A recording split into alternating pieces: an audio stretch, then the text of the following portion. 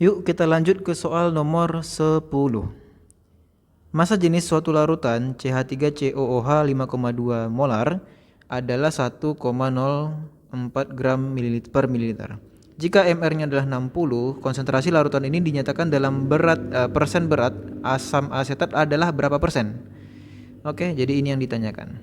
Nah, ini kayaknya pernah kita bahas dulu di UGM 2022 ya, yang mana ini soalnya juga berkaitan dengan menghitung konsentrasi pekat.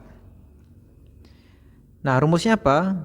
Dulu pernah dituliskan juga di soal 2022, yaitu konsentrasi atau M, molaritasnya sama dengan Rho dikali persen massa dikali 10 per MR ya. Nah, gitu rumusnya.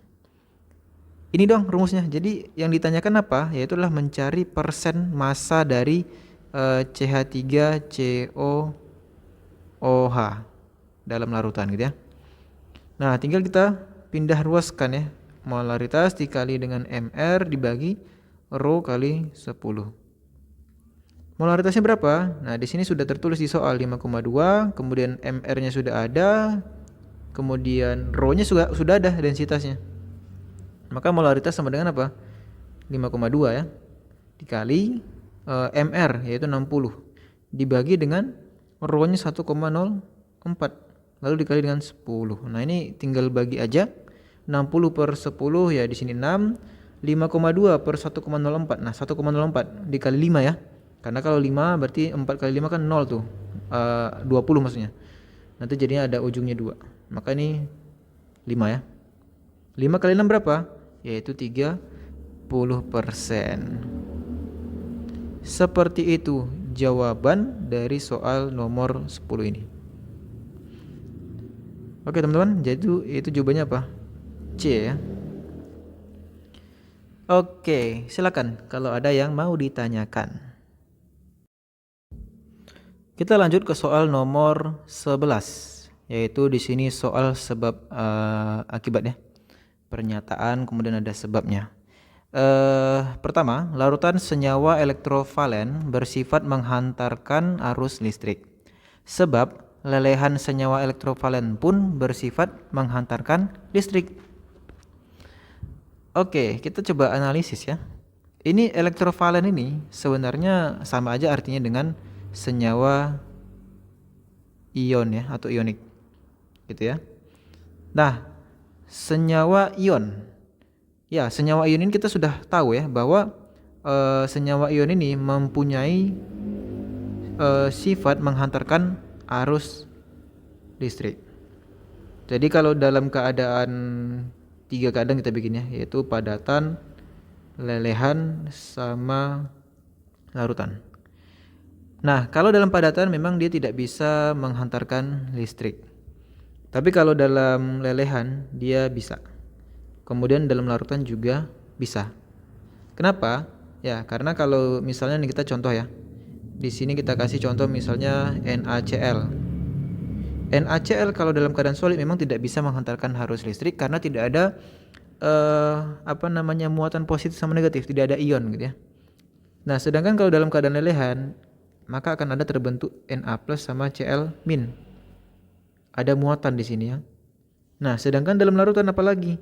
Nanti di sini akan ada pemisahan Na+ sama Cl- gitu ya. Dengan adanya di sini pelarut ya. Oke? Ada pelarut. Jadi sama, basicnya sama, yaitu sama-sama ada muatan positif sama negatif. Yang mana ini punya sifat menghantarkan arus listrik. Seperti itu ya. Oke, larutan berarti benar ya. Ini benar. Oh, salah. Ini benar gitu ya. Kemudian sebab lelehan senyawa elektrovalen pun menghantarkan listrik. Ya, mungkin bisa dikatakan ada korelasinya juga sih. Larutan menghantarkan arus listrik. Kenapa? Karena lelehan aja menghantarkan arus listrik gitu, apalagi larutan, maksudnya gitu ya. Maka ya ini nyambung sebenarnya kalau kita perhatikan dari kalimatnya sih. Ini kayak memberikan suatu penegasan aja gitu ya, bahwa larutan itu menghantarkan arus listrik karena lelehannya pun juga mengantarkan. Jadi ada penegasan di sana. Maka kita bisa katakan ada hubungan di sini ya, hubungan dari pernyataan sama sebabnya. Maka jawabannya yang tepat adalah A gitu ya. Oke? Seperti itu teman-teman. Jika ada pertanyaan silakan ditanyakan di kolom komentar. Oke, kita lanjut ke soal nomor 12. Sabun bersifat basah sebab sabun merupakan senyawa garam. Oke. Ya, ini materi kelas 12 nih ya, tentang apa? Di materi semester 2 kalau tidak salah ya. Seperti itu. Ya, ini tentang pembuatan sabun, materi saponifikasi ya. Gitu. Oke, sabun bersifat basah. Ini sebenarnya udah umum sih, kita juga pada umumnya juga tahu ya bahwa sabun itu memang bersifat basah ya. Jadi sabun itu bersifat basah. Kenapa? Karena sabun ini itu nanti terbentuk dari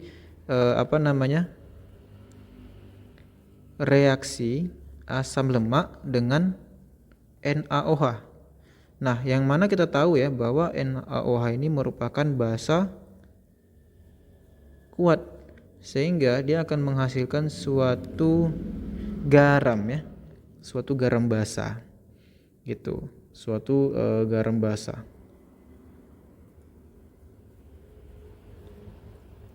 Ya, inilah yang kita sebut sebagai reaksi saponifikasi ya. Saponifikasi. Ya, selain itu juga ditambah nanti adanya gliserol. Karena kan di dalam asam lemak ini terdapat suatu C3 gitu ya, yang berasal dari si ini tadi, gliserol tadi. Jadi istilahnya itu kayak ini. Asam lemak di sini itu dia ada kandungan karboksilat beserta dengan adanya gugus dari gliserol, atau kadang kita sebut sebagai ester gitu ya, senyawa ester atau trigliserida gitu ya, biasanya trigliserida. Oke, menghasilkan suatu garam basa. Nah, ini pernyataannya. Jadi benar ya, untuk yang ini benar, sebab sabun merupakan senyawa garam. Ya memang benar, senyawa garam, dan lebih tepatnya mungkin garam basa. Tapi ini masih bisa diterima gitu ya, karena memang benar sabun merupakan senyawa garam. Oke. Jadi kalau kita perhatikan, sabun bersifat basa sebab sabun merupakan senyawa garam. Walaupun memang harusnya lebih tepatnya mungkin garam basa ya, tapi kalau garam basa malah jadi terkesan ketahuan gitu ya. Maka ini masih nyambung sih sebenarnya. Ya, kita bisa pilih jawabannya adalah yang A gitu ya. Seperti itu teman-teman. Jika ada pertanyaan silakan ditanyakan di kolom komentar.